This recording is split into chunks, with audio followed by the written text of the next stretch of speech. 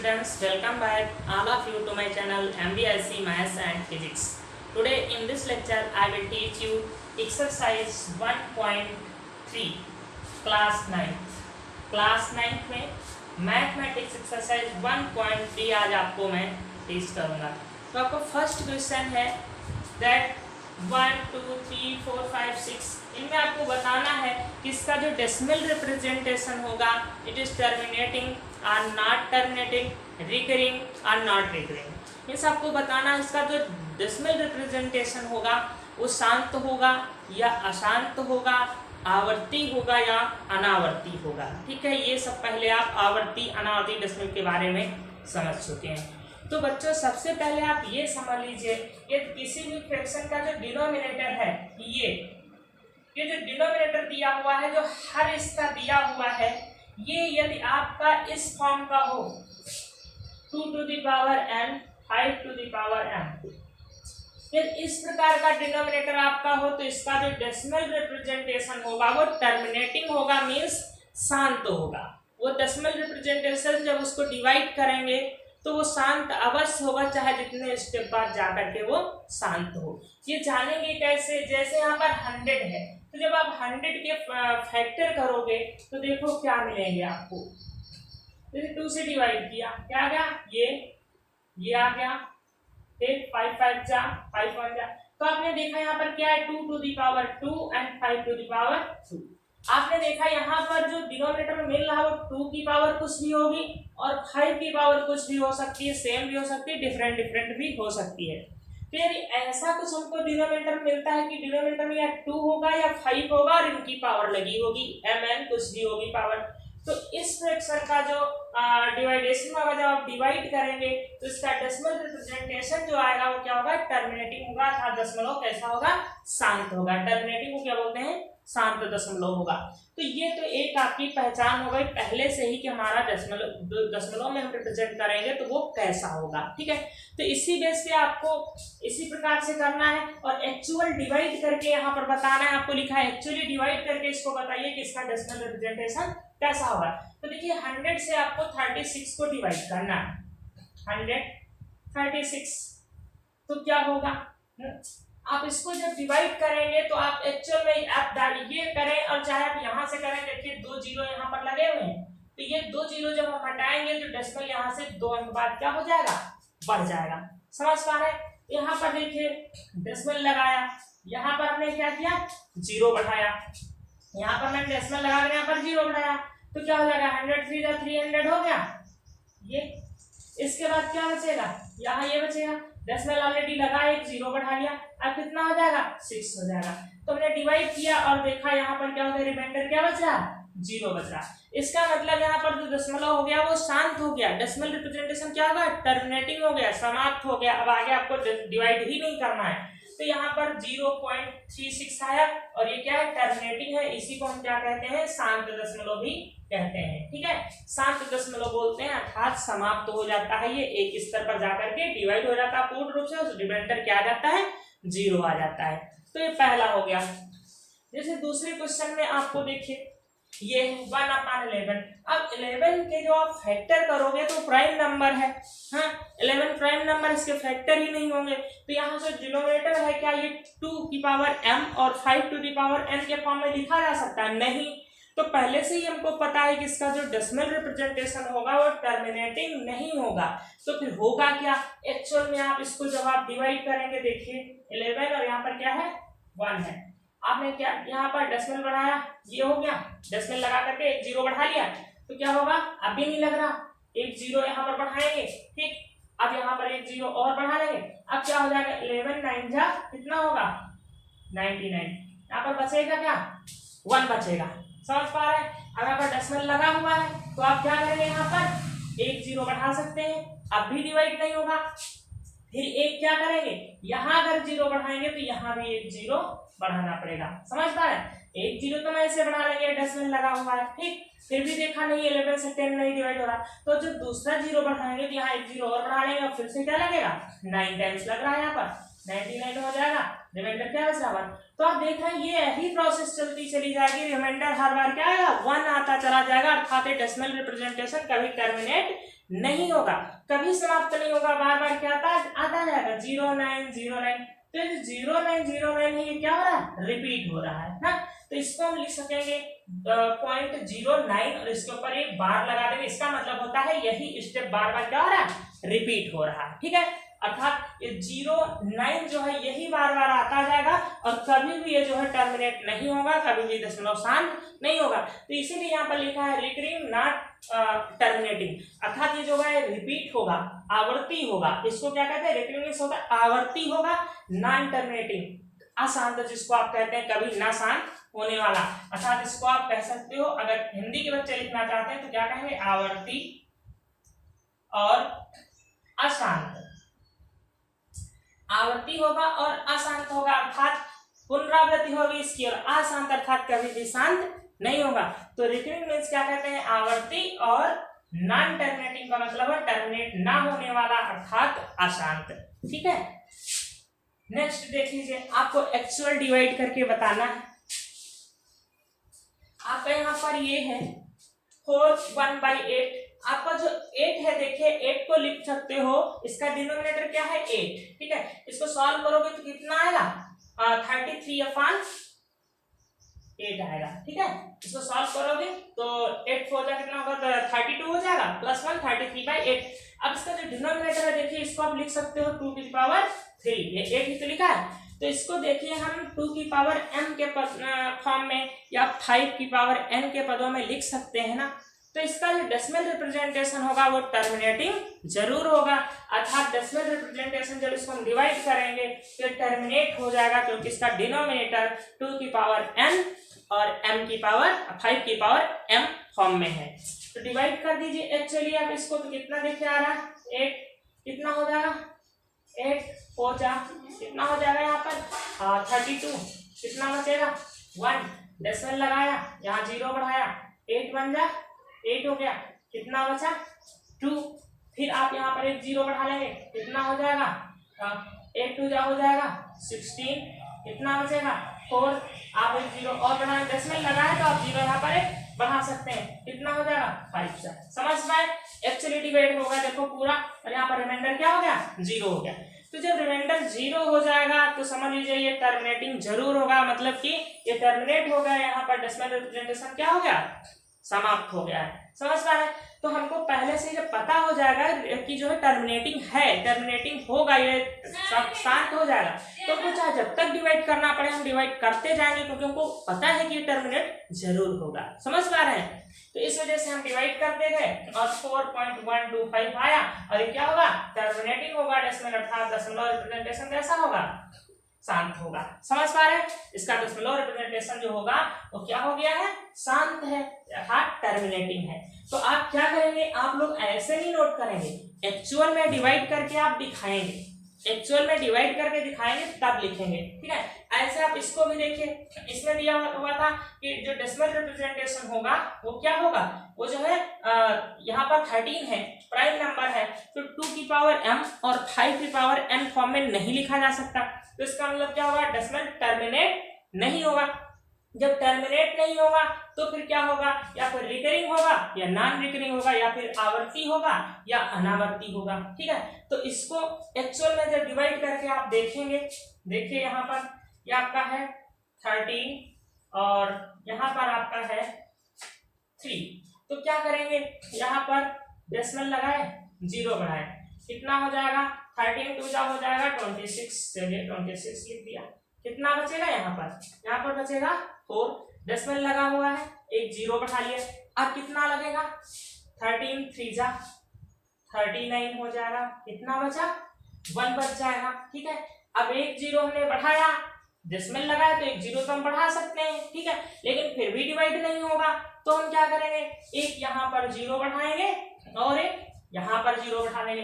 अब कितनी बार जाएगा, अब 13 7 जा कितना हो जाएगा 91 हो जाएगा, 91, कितना बचेगा 9 बच गया, फिर एक 0 हमने लगा लिया, अब क्या हो जाएगा 13 6 जा, ये 7 यहाँ पर मैंने नहीं लिखा ना, 13 6 जा कितना हो जाएगा 78 हो जाएगा, कितना बचेगा 78 हो गया, यहाँ पर बच रहा है 2। अब एक 0 तो हम ऐसे ही यहाँ पर क्या कर सकते हैं, नहीं 2 नहीं बचेगा, यहाँ पर बचेगा 2 और 1, ये बच जाएगा ना। हाँ 10 में से ये क्या यहाँ पर 12 हो जाएगा। अब हम क्या करेंगे, अब यहाँ पर 1 0 और बढ़ा लेंगे, ये डेसिमल लगा ऑलरेडी, तो अब कितनी बार जा रहा है, 9 टाइम्स जा रहा है। कितना हो जाएगा, यहाँ पर हो जाएगा 117, 13 9 जा हो जाएगा 117। अब कितना बचेगा, डिवाइड करना तो सभी को आता होगा, यहाँ पर हो जाएगा 3। अब देखिए फिर से ये देखो 3 था और फिर से ही 3 आ गया, अब फिर यही पूरी प्रोसेस शुरू हो जाएगी, समझ पा रहे हैं। देखिए यहाँ 3 से हमने शुरू किया था डेसिमल लगा करके, और 3 अगेन यहाँ पर आपको रिमाइंडर प्राप्त हो गया, अर्थात फिर से यही प्रोसेस शुरू हो जाएगी और यही सारे डिजिट्स फिर से आने लगेगी। तो आपने क्या देखा, क्या टर्मिनेट हुआ, नहीं टर्मिनेट हुआ, तो क्या हो गया, नॉन टर्मिनेटिंग।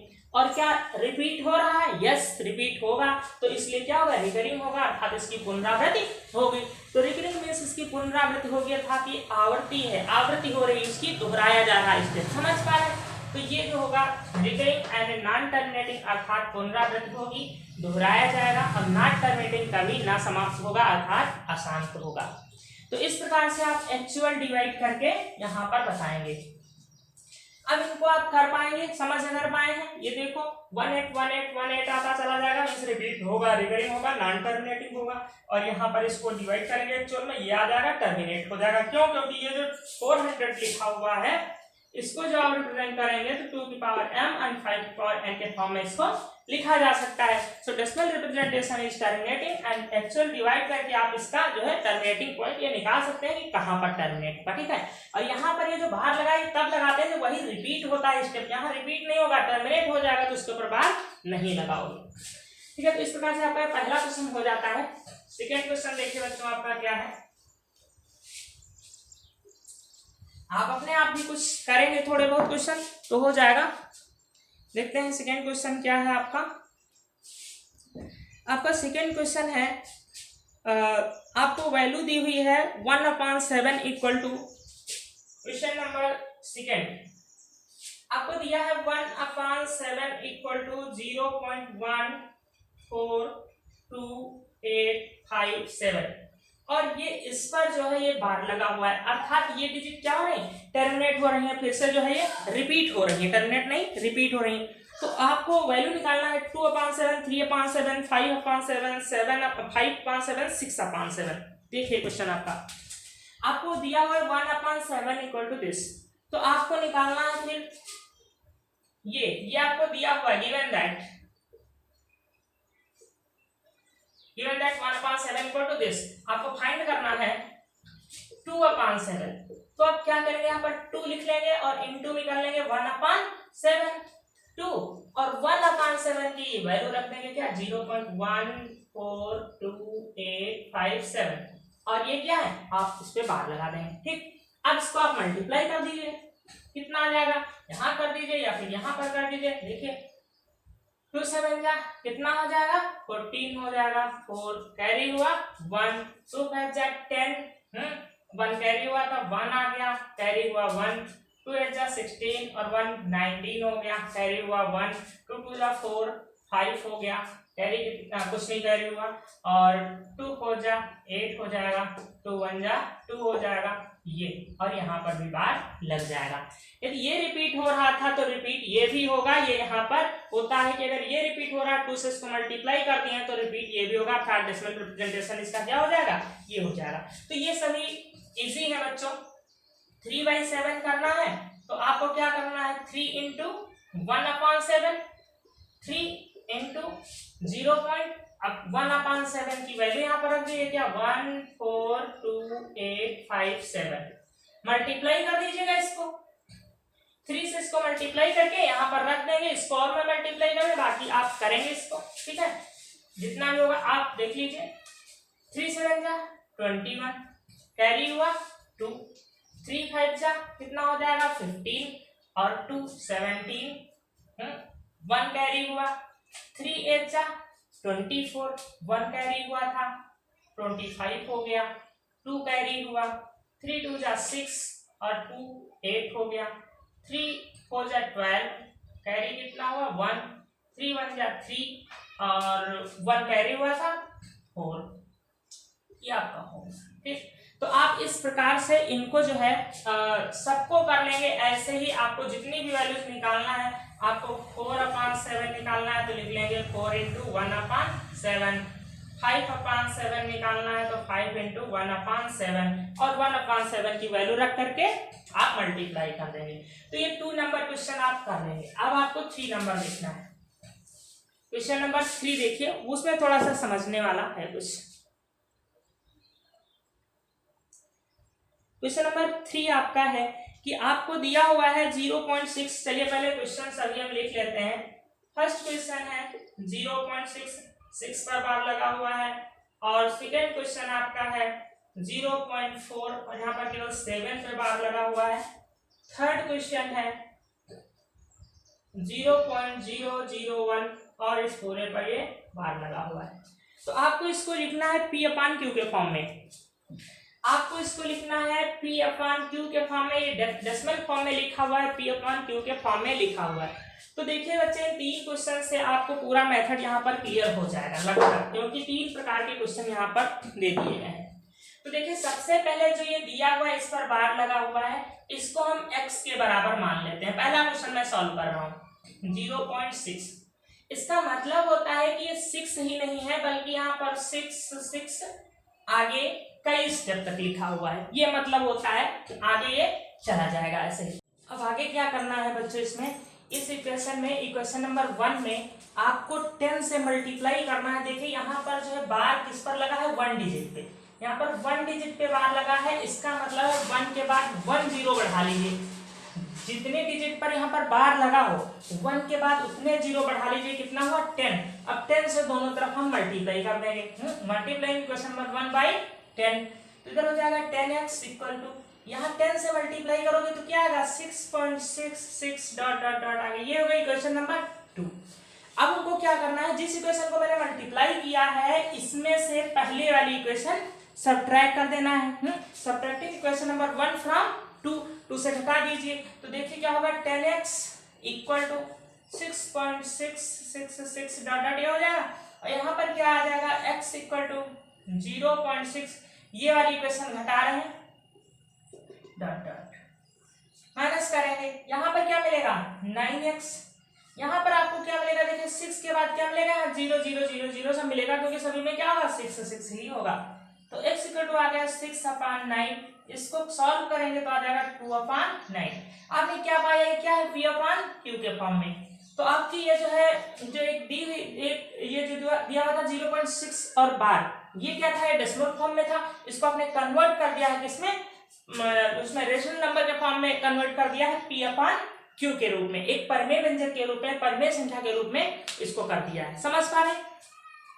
दूसरा देख लीजिए, इसमें के सभी एग्जाम जैसे ही क्वेश्चन सॉल्व करोगे बच्चों, इसमें मैथड का क्लियर हो जाएगा लगभग। देखिए क्वेश्चन नंबर 2। क्वेश्चन नंबर 2 आपका ये दिया हुआ है 0.4। अब 7 में बार लगा है, तो इसका मतलब क्या है, 7 7 7 डॉट डॉट डॉट कई बार आ रहा है। इक्वेशन नंबर 1 हो गई। समझ में आया। नाउ यहाँ पर देखिए 1 डिजिट पे बार है ना, 1 डिजिट पे केवल बार लगा हुआ है, तो 1 के बाद एक 0 ही बढ़ाएंगे, 10 आएगा। 10 से मल्टीप्लाई करेंगे, मल्टीप्लाई इक्वेशन नंबर 1/10। 10 से मल्टीप्लाई किया, 10x इक्वल टू, इसको जब 10 से मल्टीप्लाई करोगे, ये डेसिमल लगा तो हो जाएगा 4.777 dot dot dot. Equation number 2। Now same process क्या करना है, सब्ट्रैक्टिंग इक्वेशन नंबर 1 फ्रॉम 2 से 1 को घटाने पर 10x equal to 4.777 dot dot, इसमें से सब्ट्रैक्ट कर दीजिए, x इक्वल टू क्या होगा, 0 पॉइंट, ये वाली 477 डॉट डॉट। समझ पा रहे, घटा दीजिए तो कितना बचेगा, 9x इक्वल टू, यहाँ पर कितना बचेगा, देखिए यहाँ आ जाएगा 0 0, यहाँ पर कितना बचेगा 3 और 4.3 आपका बचेगा। इन जीरो से कोई मतलब नहीं है, ठीक है। Then x equal to 4.3/9, x equal to, ये डेसिमल हटाएंगे तो हो जाएगा 43/90 है। ये आपका आंसर हो गया इसमें से। समझ पा रहे हैं। तो सबका बस एक ही प्रोसेस है, आपको जो नंबर यहाँ से निकल के आएगी उससे मल्टीप्लाई करेंगे और इस इक्वेशन से पहले इक्वेशन सब्ट्रैक्ट करने के बाद हमारा आंसर आ जाएगा। क्या बढ़िया कॉमन सा मेथड है आपका, कोई अलग से कुछ नहीं करना है। देखिए सारे क्वेश्चन इसी मेथड से होंगे। क्वेश्चन नंबर थर्ड में क्या करना है, देखिए ये नंबर दी हुई है तो इसको हम लिख लेंगे x इक्वल टू 0.001। अब क्या है, इस पे बार लगा है तो इस बार का मतलब क्या हुआ, बार का मतलब हुआ कि ये पूरा जो है नंबर ऐसे 1001 क्या हो रहा है, बार बार रिपीट हो रहा है। समझ पाए इसका मतलब, यहाँ पर 001 पे बार लगा है, इसका यही नंबर बार बार रिपीट हो रही, डॉट डॉट डॉट आगे हमने कर लिया क्वेश्चन नंबर 1। अब हम यहाँ पर कितने से मल्टीप्लाई करेंगे, देखिए डेसिमल के बाद कितने डिजिट पे बार है, 3 डिजिट पे, तो 1 के बाद 3 जीरो बढ़ाइए कितना हो जाएगा 1000, तो 1000 से दोनों तरफ मल्टीप्लाई करना है, मल्टीप्लाई इक्वेशन नंबर 1 बाय 1000 से इसको मल्टीप्लाई करेंगे हो जाएगा 1000x। इसको 1000 से मल्टीप्लाई करोगे डेसिमल यहाँ से खिसक के यहाँ पर आ जाएगा, अर्थात हो जाएगा 1.001 डॉट डॉट डॉट ऐसे चला जाएगा। समझ पा रहे, इक्वेशन नंबर हो गई 2। अब हम क्या करते हैं, 2 से 1 को बस सब्ट्रैक्ट करते हैं, तो 1000x equal to 1.001001 dot dot इसमें से घटा देंगे क्या, x equal to 0.001001 dot dot, ये पहली वाली क्वेश्चन को घटा देंगे, चाहे जितनी बार लिखे, यहाँ पर कई बार हमने 2 बार लिख लिया, चाहो तो आगे भी लिखते जाओ, दोनों में लिखो, इसमें भी सब्ट्रैक्ट करोगे ये सब क्या हो जाएगा, 0 केवल यहाँ पर 1 बच रहा, देखिए 1, इसके बाद डेसिमल के बाद क्या होगा, सब 0 होगा, यहाँ पर क्या बचेगा 999x, 1000x से 1x सब्ट्रैक्ट होगा यहाँ पर, तो कितना बचेगा 999x, so x equal to आ जाएगा 1/999, ये क्या हो गया P/Q के फॉर्म में हो गया, ठीक है। इसी फॉर्म में आपको कन्वर्ट करना है, सभी जितने भी ये दिए हुए थे आपको जो है इन नंबर्स को किसमें कन्वर्ट करना था, P/Q के फॉर्म में, तो कन्वर्ट हो गई। बहुत इजी मेथड है, बस आपको देखना है कितने नंबर पे बार है, कितनी डिजिट पे बार है, 1 के बाद उतने जीरो बढ़ाकर मल्टीप्लाई करिए और उससे पहले क्वेश्चन को सब्ट्रैक्ट कर दीजिए। तो इस प्रकार के जितने भी क्वेश्चन है बच्चों करने का प्रयास करोगे, बस इस वीडियो में इतना ही।